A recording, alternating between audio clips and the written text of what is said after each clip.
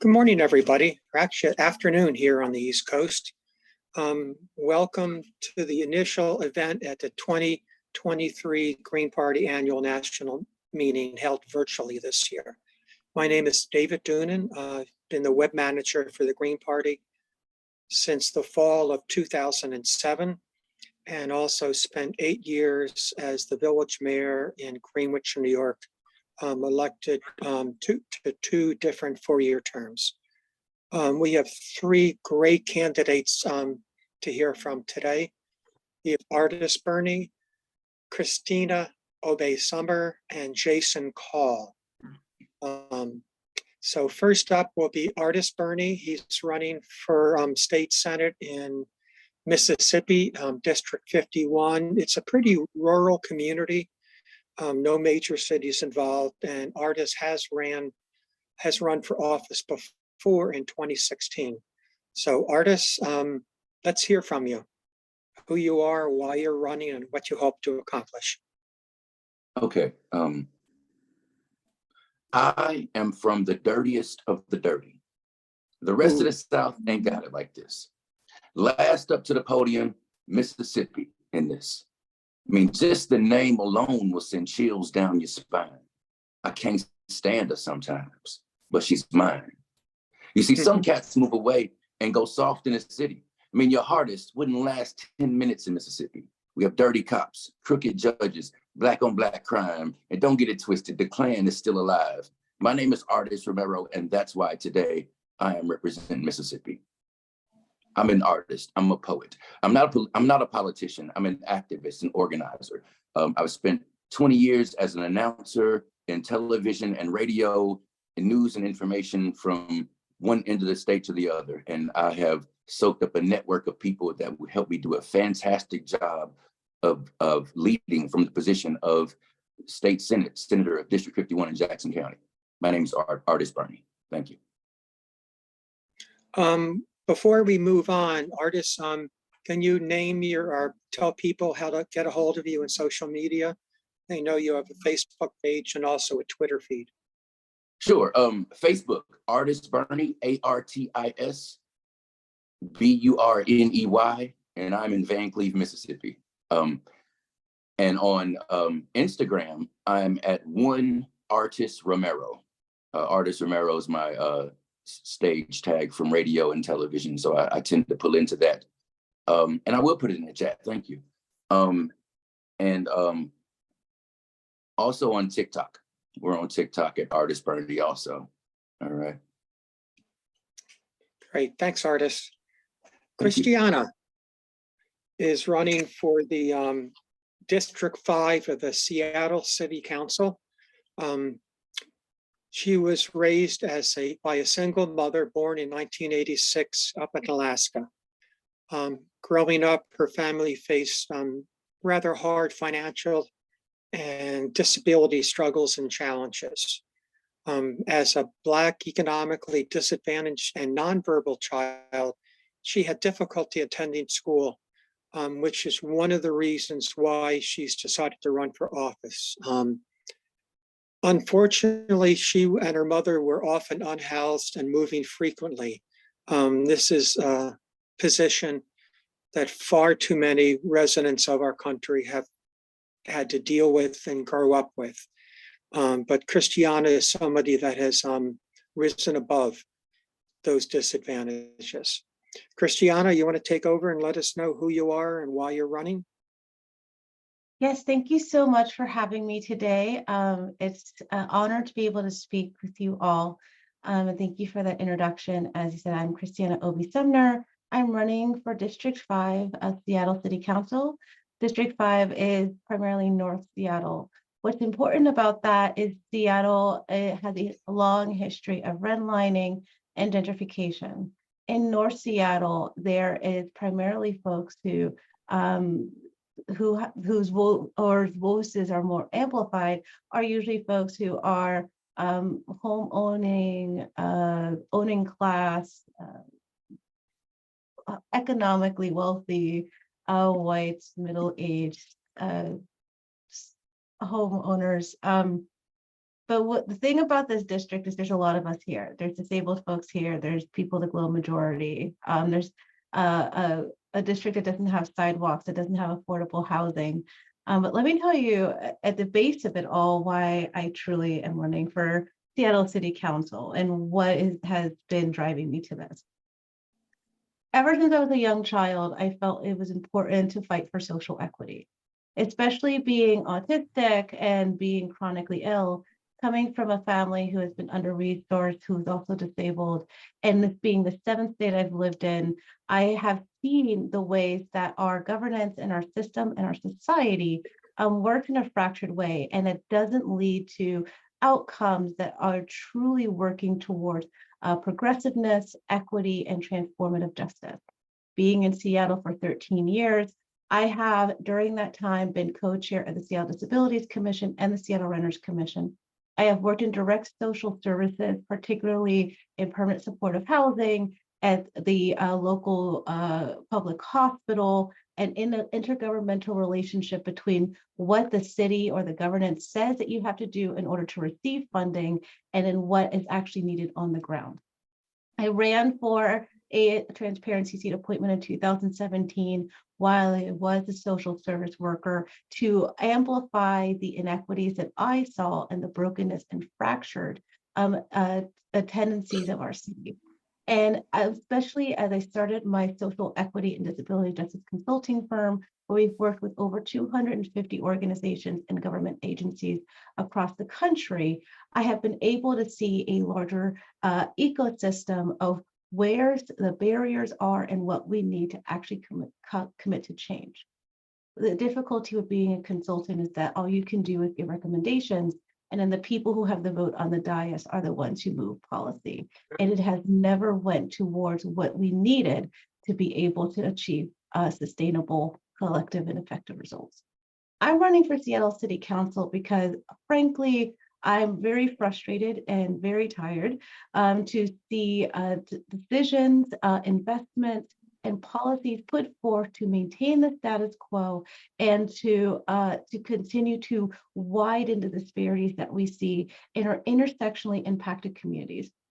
I know that I have a toolkit and an approach that has been successful and has continued to be successful in the work that I do. I have already worked with the city of Seattle, specifically as a commissioner, to co-organize and support one of the nation's first bans on sub-minimum wage, and also to organize for rent stabilization, which would eventually become the 6 months advance notice for rent increases passed by former Councilmember Shawan's office. If elected, I would ensure that our Race and Social Justice Initiative is actually ratified as an ordinance so that we have accountability structures to hold those in City Council accountable to the equity outcomes and goals that they set. I would also make sure that we are looking across all funding and all policies, because nothing is isolated and everything is intersectional. And until we see the interconnectedness of everything in our society, we will never be successful. Finally, I think it is important, especially in Seattle, who prides itself on being an urban forest, that we actually have a robust Green New Deal that is part of the upcoming comprehensive plan. It is entrenched in the upcoming social housing public development association. It is part of having sidewalks and complete streets that are protecting our trees, and that we have a more robust tree ordinance that does not allow us to deforest our ecology, just like they are wanting to do with the 150-year-old tree Luma, which is a culturally modified tree. I think it is important to bring a disability justice and transformative justice approach to governance, and to make sure that we have reparative justice so that people can actually move towards having to being sustainably able to live in the city, not just work here and not be exploited for their labor. I understand as I close that I am both, I identify as autistic, sick, and mad, and I'm disabled, that I'm a renter, that I am a caregiver, I'm a small business owner, that we never break over $400,000 in gross sales, with a team of people across the country who also share my intersections. And a lot of folks may think that's a long shot, but you know what? I've been told that my entire life, and I have surmounted larger odds. I think it's important to be represented by people who actually live in this city and that can actually bring both a knowledge of governance and policy, as well as a lived experience and the wisdom of that lived experience, so we can have upstream solutions to collective effective downstream results and get to the tap root of what's causing these social ills, so that we can put policies and investments in place that are actually for the people and by the people, and ensure that we actually move towards the society that we say that we like, in a way that is actually going to lead to that sustainable change and address the literal fire that we see in our society right now. Thank you. Wow, you have an impressive background, and I certainly wish you well in the election. With your experience of a lifetime, and certainly in the public service that you've done, you will be an asset not just to the city of Seattle, but to the city council as well. Thank you very much. Next up is Jason Call, who is running for the congressional seat in Seattle. Jason has over 30 years experience in social activism. Justin, do you want to take it over? Jason, you want to take it over? You can certainly introduce yourself much better than I can.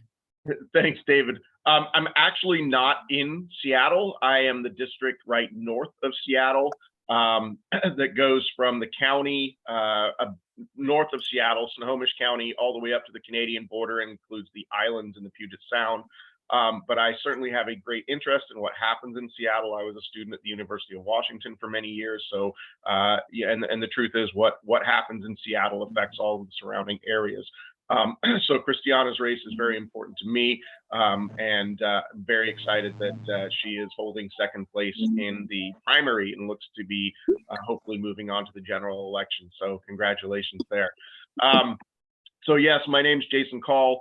I am a lifelong activist in many areas. Started out as an anti-war protester. I'm old enough to have protested the first Gulf War in 1990, 1991, when I was a student at the University of Washington, camped out on the steps of the Federal Building, and have continued anti-war protests throughout my adult life, because there has been, I don't think that there's ever been a time in my adult life that we haven't actually been at war as a nation. I'm also a former high school math teacher. I was in public education for almost 20 years, was a union activist, building rep. I was elected to the board of my local education association for a number of years, elected to represent my district at the state assembly for a number of years, and have been very supportive of education efforts in the state. I've also been a healthcare activist, or am a healthcare activist. I am on the board of Whole Washington. We are trying to get a single payer healthcare system in Washington state in the absence of a federal Medicare for all bill. And of course, the federal bill is the most important thing. But if we can get something at the state level moving, maybe that will prompt our federal legislators to move on a federal Medicare for all bill, which we desperately need. I'm also an environmental activist, and have supported environmental causes for many, many, many years. So I have a full range of progressive values, which is one of the reasons that I am now running as a Green Party member for Congressional District 2. So I'll tell you a little bit about my race. This is the third run for this race. The first two runs in 2020 and 2022, I ran as a Democrat. And I have since come to realize, not that I didn't really know this beforehand, but I've since come to realize that the Democrats really are an impassable obstacle as an institution for truly progressive candidates. They are a corporate party. They are funded by fossil fuels and the war machine. And the guy that I'm running against, his name is Rick Larson. He is one of the worst, not only in the state. I don't want to say easily the worst in the state, because people often don't understand that while Washington is an ostensibly progressive state, almost none of our federal legislators are progressives. Our 2 state senators are decidedly corporate, and most of the federal legislators at the House level here are members of the New Democrats coalition. And if you didn't know about the New Democrats, you should know about the New Democrats, because they are a decidedly anti-progressive group. They were actually, excuse my cats here, I've got them wandering all over the place. The New Democrats actually got their start as the third way Democrats during the Clinton years in the early 2000s, and they were funded by Koch brother money, because the Koch brothers wanted a pro-business caucus within the Democratic Party. So a lot of the federal legislators in the House actually hold leadership roles in the New Democrats. Susan Del Bene, guy I'm running against, Rick Larson, Derek Kilmer in the 6th district, they all hold leadership positions with the New Democrats. So Rick Larson is a huge recipient of fossil fuel money, of war machine money. He has explicitly said he will not support a single payer system. We've even got him, if you go to my Instagram, not my Instagram, my TikTok, we even have him trading on defense stocks now. He's being pretty brazen in terms of doing some big trading with General Dynamics. We're hoping that local media will pick up on that and do some investigating. He has held a position on the House Armed Services Committee for his entire career. He's also the ranking Democrat of House Transportation at this point. And with somebody like that in a position of power on the Transportation Committee, we are assured to not get any green transportation systems that we need. So I'm running in my first 2 runs as a Democrat. I got over 30,000 votes each. In 2020, we tripled the number almost of any progressive challenger that Rick has had in his entire 20 years at the time, but now 24 years. We even got so close, we got 1% of the primary in 3rd place. And Washington is a top 2 primary system. So basically, however many people file for the seat, the top 2 move on to the general. So we were 2,600 votes behind in 2020. And we got so close that when the census came around and they did redistricting, they actually, I shouldn't say this publicly because people might think that it's going to affect my race, but they actually districted me out by about 2 miles. I've been a member, I've been a resident of the 2nd district for over 20 years, and the redistricting commission put me out of the district by 2.5 miles because I'm sure they felt that I got extremely close and wanted to throw another roadblock in front of me. But federal rules say you don't have to live in the district in order to run in the district, and the people in the district know me. I am a known quantity. We got over 30,000 votes again in 2022. And we're running on the same platform. It's a progressive Green Party platform. You can go to my website, and it never really fit with the Democratic Party. I was always fighting against the corporate control of the party. So they did everything they could to shut me down, and we're going at it a 3rd time. And I'm hoping what we can do here is inspire all of the non-voters, because we have tons of non-voters in this district. We have, probably 40% primary turnout. If we can inspire young people to vote, got a lot of community colleges in the area, then I think that we can hold on to the voters that we have and increase our vote total and get that 2nd place. And I am confident that if I am head to head with Rick Larson in a safe, I want to say this is a safe blue district. It's been rated as something like D+16. So a Republican will never win this seat. And so if I can go head to head with Rick Larson, this is actually a viable shot to get the first green candidate at the federal level. So I hope that you guys can all support me in any way possible. And I look forward to the next year as we go for the August well, it's the first week in August. Whatever date that lands on in 2024 will be our primary. I appreciate your time. Thank you. Thanks, Jason. Very impressive again. Just to reiterate something you said or to expand upon it, I love your passionate expression about going for single payer. In New York State, there have been a couple of Democratic elected officials who are pushing for it. But even though we have a Democratic governor, a Democratic-led state Senate, and Democratic-led state assembly, they won't take it up. Same thing happened in California. It's all democratically controlled. They won't go for it.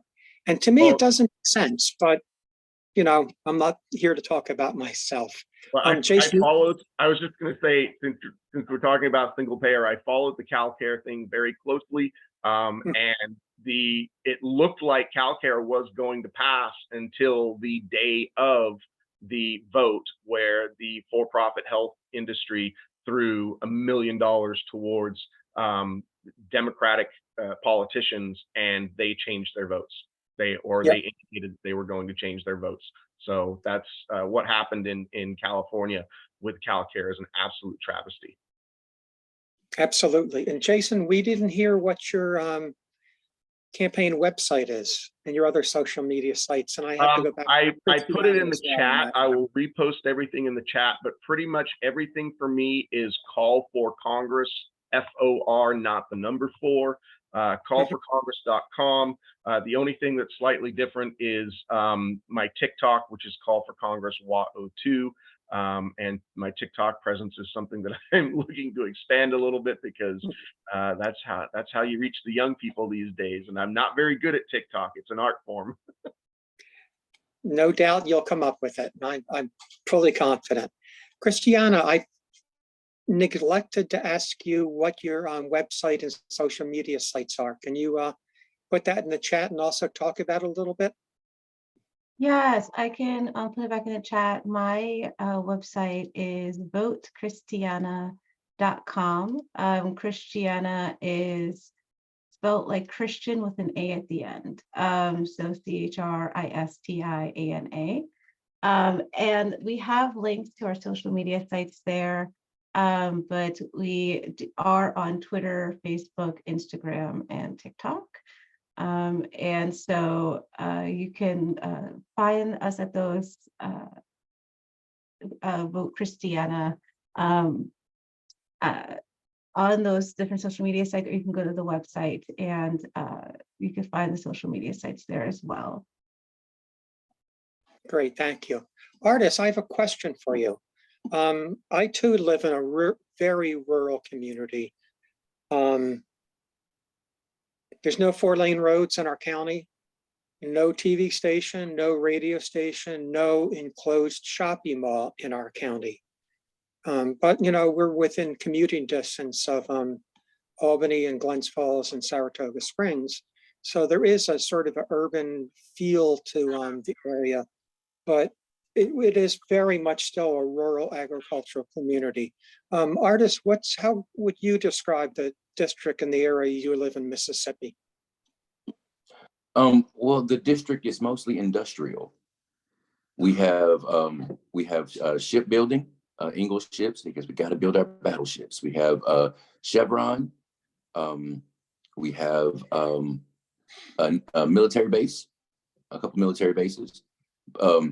But nothing for the people, nothing for the community. What we have right now going on is something that's extractive. We're pulling things out of the community and never putting anything back, whether it be, and that's all over, whether it be pulling things out of the ground, pulling people out of the community that could be really good assets for the community, but we're keeping their time tied up building ships and building battleships when they could be much more productive in their communities. So right now, what we have in our community right now is we have an issue with people having to choose between staying loyal to their community and building something in their community, or taking a paycheck to do something outside of their community and build somebody else's dream. And so that's our thing right now in District 51 in Jackson County, is we have these extractive economies that are just tearing us apart. And we have to address that seriously.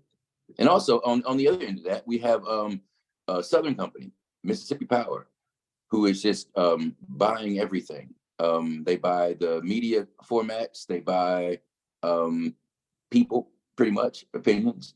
And they've managed to put 5 times the legal amount of lithium in our drinking water here in Jackson County. And that flies under the radar. And the community, that should be a serious conversation in the community. But since they buy all the media, it goes under the radar. So my job is to connect the dots between the community and the information, and people can decide for themselves what's best for their families. And I think most folks would decide that it's best for them not to drink poison water. Wow. You know, this the issue of clean water is something that's widespread throughout the country. And you're not alone trying to fight that. I can try and put you in touch with some other Greens in areas such as Newark, New Jersey, where it's a major issue, but not really acknowledged by the state. Anything else any one of you three wants to speak on before we open it up for questions from the audience?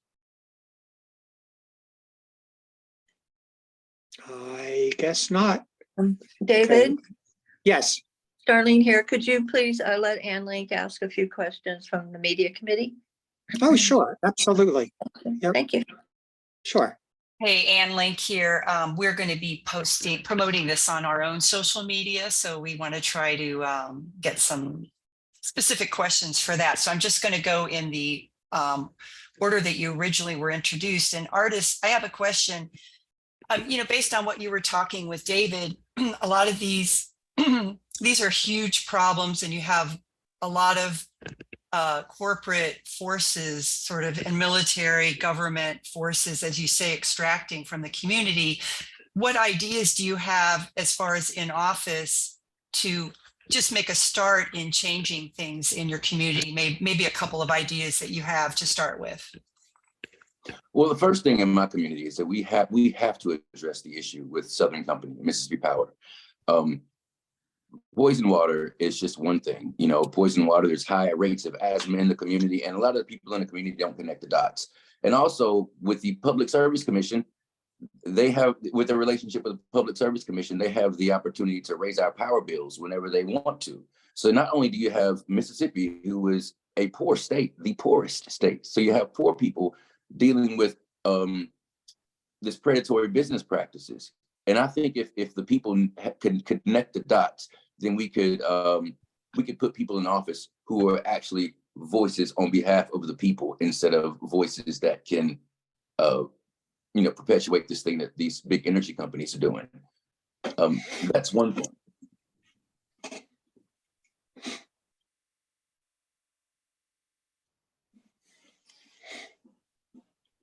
Ann, you want to continue? Sure. Did that answer it for you sufficiently? Yes, sure. Is there anything else you want to talk about before we move on? Oh, you're muted.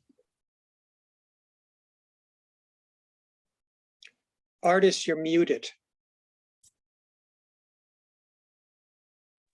Sorry about that.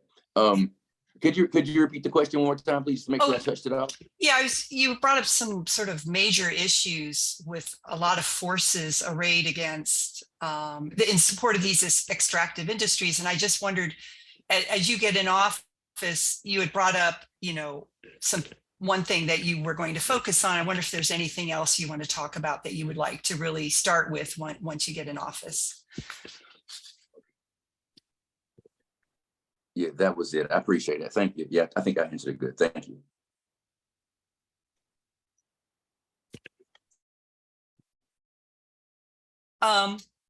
Christiana, you were talking about the renters and the power that the homeowners have in sort of operating as a group to, get things that accommodate. And I wondered if you had any ideas once in office, what you would do to give renters more of a voice in maybe hearings or organizing, or any ideas you have about that.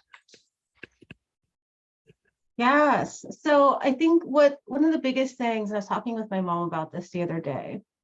My mom, she she was also really disappointed about like sort of the dismal numbers and, you know, why are we voting in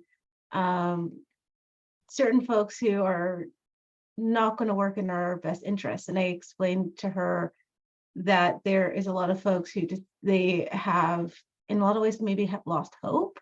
My background is in social psychology and social policy.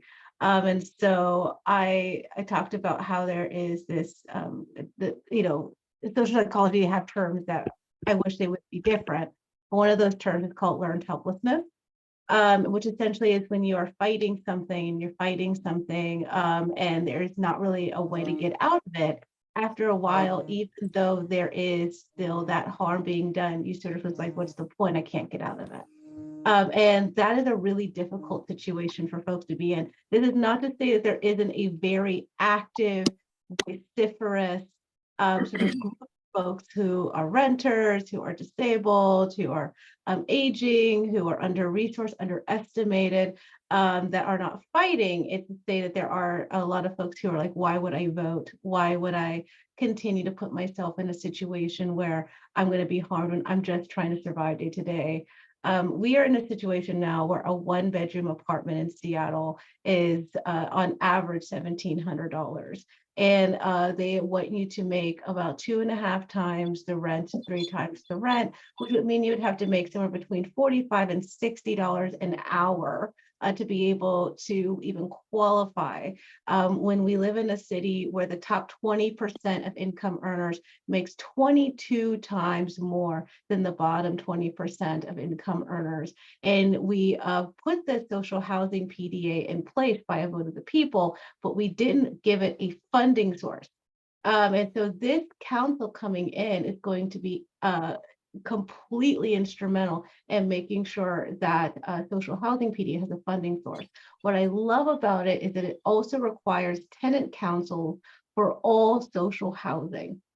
And being a former board member of the Washington Low Income Housing Alliance and Renters Commission, I believe that we need to have a tenant union that is part of not just any particular property managed or social housing community, but across the city. We need to have an office that is decoupled from the Office of Neighborhoods or any other agency or department that is for renters and is by renters, that is actually going to hold to account not only the legislation and the investments that are going through that are having an impact on renters, which is going to be essentially everything, but it's also going to hold to account making sure that just because housing is affordable doesn't mean that you can give up accessibility and having housing that is dignified. A lot of the especially naturally occurring affordable housing in quotes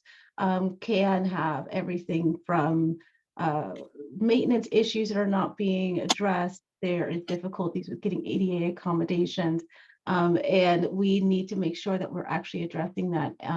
And so there is a lot of folks who are advocating, especially regarding the rents right now. We just, as someone had said in the chat, had a vote to have rent control in place in the event that the state ever lifts the ban on rent control, because yes, Washington State has a literal ban on rent control. And even in a vote where it would be activated in a future event, we couldn't have city council actually vote on it. I think that says a lot about who's sitting on the dais and the extent to which they see that this is a crisis.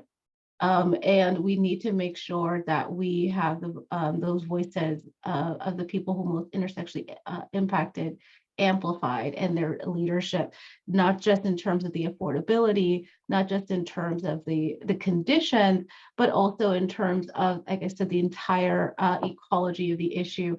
A lot of folks who living in high rises, for example, who in the climate and the temperatures going up are dying because they don't have access to heat pumps. They might be in situations where the windows can't open all the way. And you know, we're not really doing much to help them. So we have I guess what I'll end with is that we have My grandma used to have this saying that the devil knows scripture. And what I mean by that is we live in a region here in Seattle where there is a lot of folks who have a faith without works approach, a lot of intention over impact, and we need to turn that around to impact over intent. We cannot be a city that is going to talk about the importance of equity and justice, have a race and social justice initiative in a county with an equity and social justice initiative, in a state that has an office of equity, and continue to have these levels of inequity happen right under our noses when people actually have the power to vote or to amplify and share or even cede power to the people most intersectionally impacted. And until they do, we're only going to continue to see these inequities grow, and we could continue to have lives be impacted or even lost.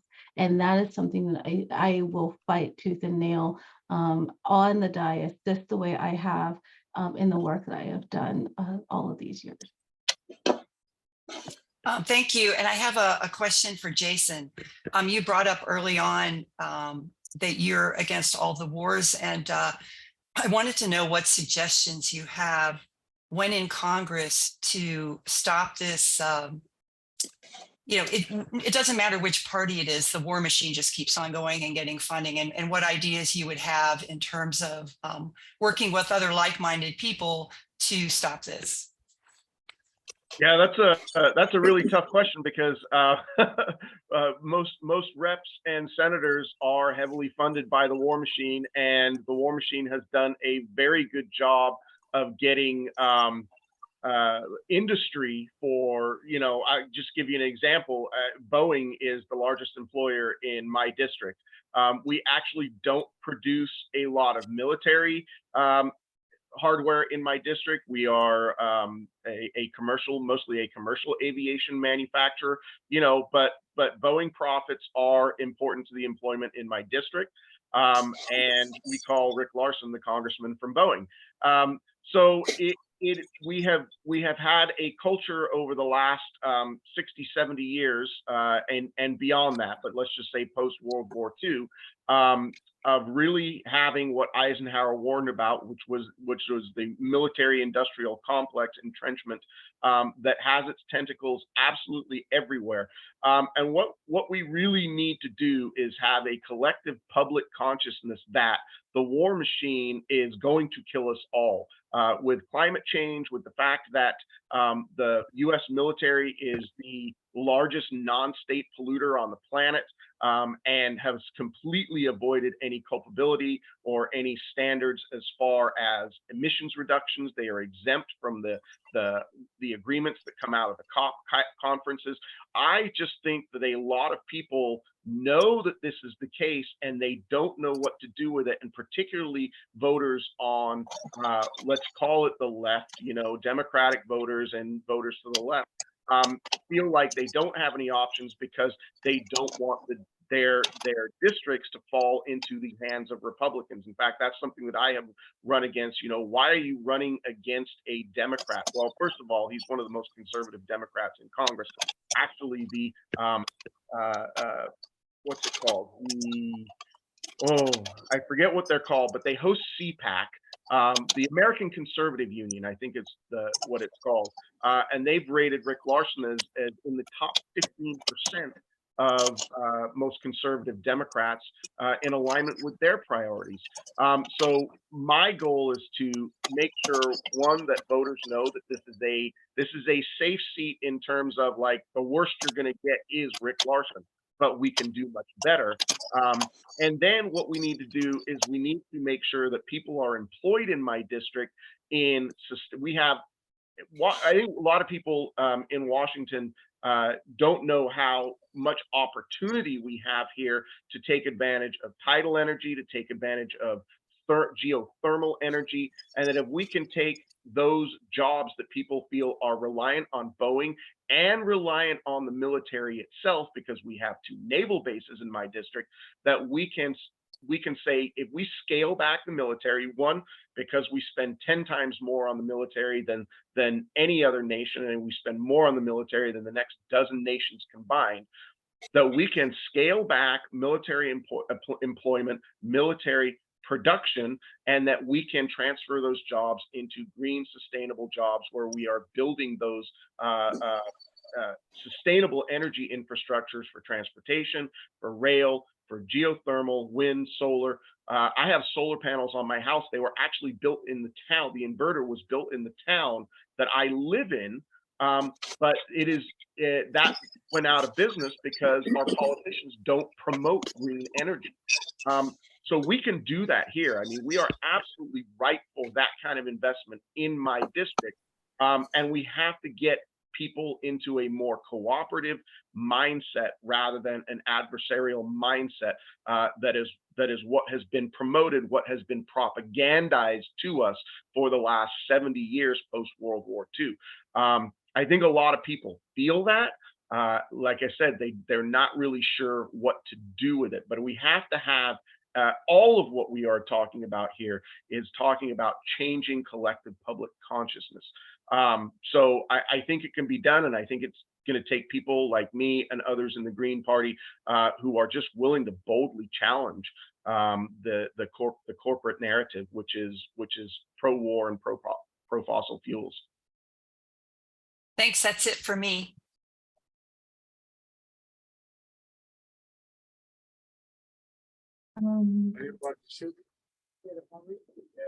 Did you hear me now? David? Oh, what happened? Was that Artis? Oh, David, you need to unmute. Okay, I'm unmuted.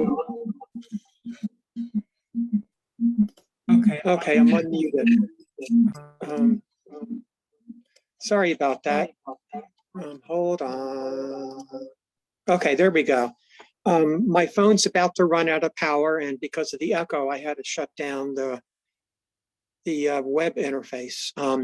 So let's go to a final round of closing statements from everybody, and please include a URL where people can donate or volunteer to help with your campaigns. Artis, let's go first with you. We have an opportunity to take questions. There are a couple of hands raised here, Orlando and Aiden, and I'm really kind of curious to know what people have to ask. That should be okay. Let's do that, David. Okay, I have literally 2% power, which means the phone's going to die in a minute or two. So, Ann, do you want to take over on? Sure. I'm just going to run down in the order that it's on my screen. I'm sorry, I wasn't really keeping track. So I'm going to ask Orlando Johnson to unmute with your question. You're muted, Orlando. I'm unmuted. Okay. There we go. Okay. Yeah, I'm can hear you Orlando. now. Yeah, I'm Orlando from Oakland, California. I've been a Green for 23 years. I ran for mayor of Oakland twice. I have created the Municipal City ID card. We have founded the Oakland Green Party chapter. So my question is to the candidates, how can we come as local Greens from a grassroots level, keep the RFPs, the RFQs, and the RFIs locally and not stay nationally? How can we have a stronger grassroots base and more of a connection base while y'all candidates running? You running in Seattle, you running out there. How can us other Greens come support y'all from a grassroots level? If I can jump in, I mean, the best thing that can be done is share our campaigns within your own networks. There's no better promoter than that personal endorsement that says, look, this person's a great candidate. If you've got an extra $5 or $10, give a sustaining contribution. Recurring monthly contributions are really what we need so that we can budget. You know, if it's $10 a month, if it's $25 a month, I donate to probably 10 different candidates, but you know, not a ton. But I want to know that I'm doing my part for all of the candidates that I feel are great candidates for their position. And your personal endorsement carries a lot of weight. And I don't think people realize that enough. Like, if you are promoting a candidate on all of your social medias, that carries along, just look at this person, see what they stand for. I totally align with their policies. This is a winnable race. Do what you can to help out and just let that grow. Appreciate it. Yeah, I'd like to Okay. touch that question too, please. Yeah, please do. And I'd like to echo what Jason said. Sharing our information, our formats, our faces, where we are in your networks, because especially me being in Mississippi, everybody, we have a saying around here, everybody's got people in Mississippi. And when you hear about a support from somebody outside of your district or your area for somebody else, it's created maybe a little buzz. It makes the locals tune in a little more, because sometimes we sell people short because we know them or we're familiar with them, but sometimes we don't know people as whole people.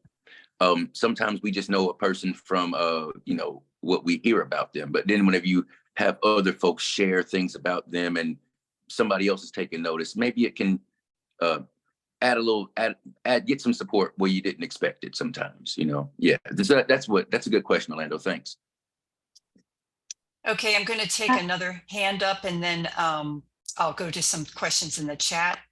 Aiden? Yes, thank you. My question is very related to Orlando's, and it's basically like, well, to address Jason, I think the idea of having a Green Party member in Congress is very exciting. I am a very new member of the Green Party. I registered in 2020, and this is the first time attending any sort of national conference. Now, I'm from Northern Kentucky. Is there anything that I could do, being so far away, to kind of get the word out about national campaigns such as yours, such as Christiana's, such as Artis, that I don't really necessarily live close to any of you, and my name doesn't necessarily carry any weight. Are there sort of media spaces I could get involved with?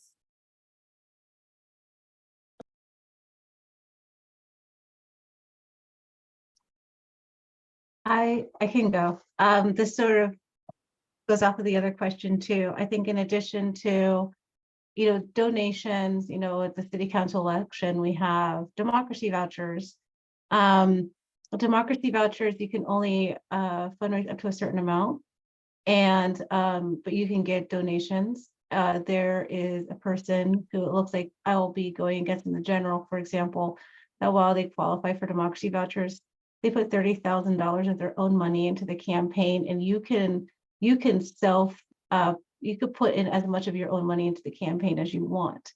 So especially people like myself, who I don't think I've ever had $30,000 cumulative at one, in my life. Donations, even if it's $10, I mean, is a lot that could be helpful.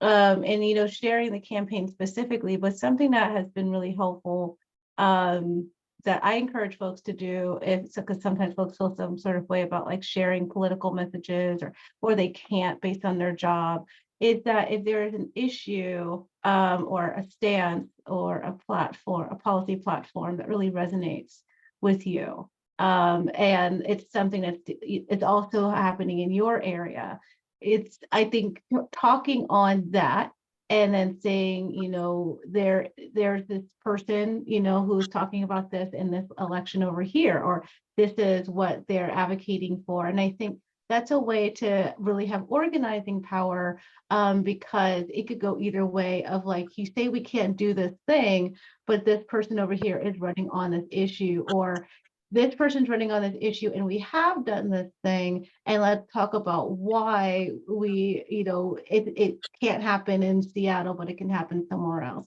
And I think that really helps for me. Of course, we want to all win our elections, but I think for me, really what it comes down to is the actual transformative and social change, right? So if we're talking about the issue, And then in that moment, you can say, hey, here's a blog or a speech or something that this candidate talked about. I think that's a way not only to amplify the actual movement, but I think it's also a way to maybe even have the conversation in a larger community, sort of beyond the Greens, which in a lot of ways, if you think about like the passing that threshold, that critical threshold of momentum and mass towards change, we're going to need to have as many people moving in that direction as possible. And that's been something I've been really working on in my campaign as well. If I can quickly follow along with Christiana, I was going to answer that, and Christiana stole my thunder, because what she said is absolutely right. Find an issue that you really resonate with, and I say this to, there are many issues, but what's the thing that really gets you? And if you can personally speak passionately towards that issue, and then say, now here's this candidate who supports this thing that I'm passionate about, then that's a really big boost for us. And you said you're in Northern Kentucky. Are you pretty close to Louisville? So I live basically just south of Cincinnati. It's where my parents work out of. Okay. Well, I bring up Louisville because Louisville is actually a leader in the nation on reparations. The Louisville City Council passed a reparations resolution, and I am on a reparations team here in Washington State. And we actually took the Louisville reparations resolution and we reworked it and recrafted it to be specific for Washington State. I don't know if you know who Ja'Cory Arthur is, but he was on the Louisville City Council, and he worked with us a little bit. And so if you're a supporter of reparations, that is something that the Green Party actually stands very strongly for, and the Democratic Party, while they mouth the words a lot, they're still hung up on trying to pass HR 40, which is outdated at this point anyway. So if you are supportive of reparations, that is a part of my platform, and I consider myself a police abolitionist. I'm not, some people, oh, don't say that. No, I'm a police abolitionist. And so if you go to, I'm going to put it in the chat, if you go to 10forjustice.com, that's an abolition platform that I support. And again, going back to Louisville, where Breonna Taylor was murdered by the police, these are issues that may resonate with your local community, that they could say, okay, here's another candidate who would support that. Okay, I'm so sorry. There were a couple questions in the chat, but we only have a few minutes left, so we're going to have to go to give the candidates a wrap up. And so it looks like it's 12:56, so just a minute for each person, and then we'll say goodbye. And I'm going to go back to Artis, who was first introduced, just give a minute and to wrap up. And there's some people that have joined the call, and introduce yourself, what you're running for and what you want to work on in office. Okay, my name is Artis Burney. I'm running for Senator of District 51 in Jackson County, Mississippi. And one thing that we're really passionate about, and one of the things that we want to get attention with our campaign, is the struggle we have with energy companies here. Clean water, clean air is a necessity, and it's hard to communicate with people that don't see you as real people because you don't have the political infrastructure or the money to push back. We're dealing with people who are arrogant enough to sue the EPA and raise the customers' power bills in order to pay the attorney fees. That's what we're dealing with here in South Mississippi. And also continue to speak truth to power. Listen to your BIPOC friends. They have some good advice. Also listen to your trans friends, your LGBTQ community, your trans friends, because they can remind you, you can be whoever you want to be and learn how to love expansively, okay? And change the game, flip the table. Thank you. Christiana, my apologies. I think you actually may have been introduced first. I'm just got notes on a card, so it's a little mixed up, but please go with your final statement. Yes, my name is Christiana Obi Sumner. I am running for Seattle City Council District 5, which is primarily North Seattle. I am running to fight for upstream solutions for collective, effective, and sustainable downstream results. I believe it is important for us to see how everything is interconnected and that we need to address the totality of the issue as opposed to chopping it up into these sort of discrete categories where inequity only grows. It is important to approach this from both a knowledge of policy and governance, as well as the wisdom of lived experience. I have already done this successfully in the city with not only Policy Wind as a commissioner and organizer, but also as a social equity and policy consultant that has worked with over 250 businesses and governments across the country, particularly here, and has been instrumental, as I've heard through my endorsements of folks, of being able to pass equitable and sustainable and effective policy as well in those ways. And so I am excited to run on a platform amplifying the voices and leadership of those most intersectionally impacted as a Black, multiply disabled, autistic, non-binary and queer renter, small business owner, caregiver, and all of these different sort of pieces of voices who are usually not heard.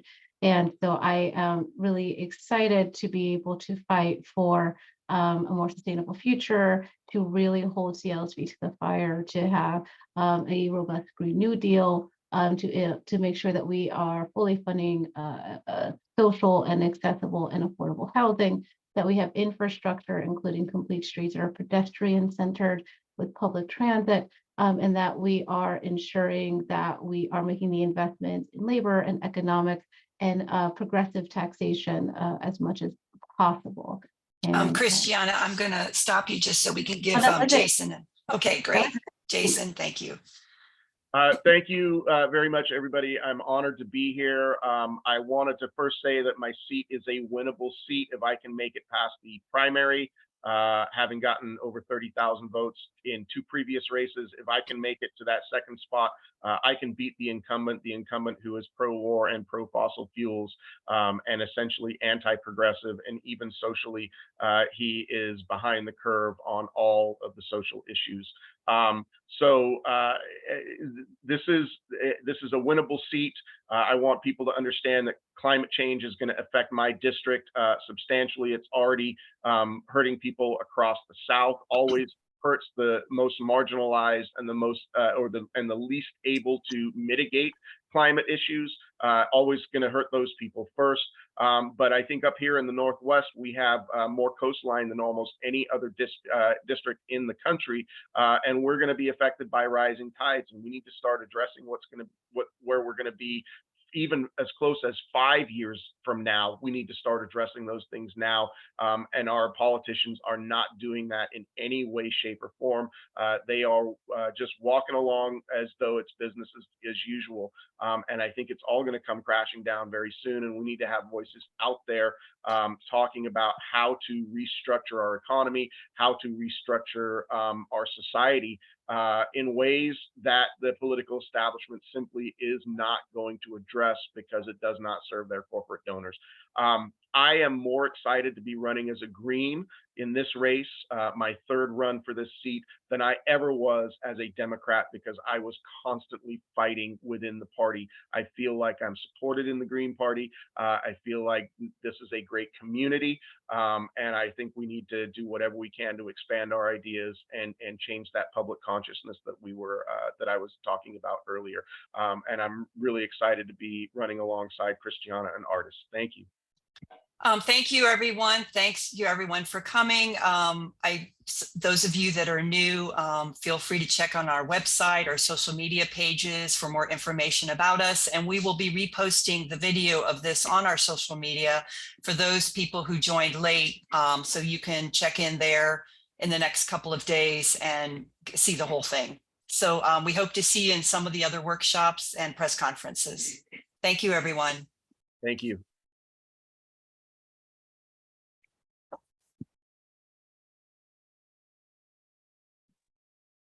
Bye-bye. Okay, recording. Go Green 20.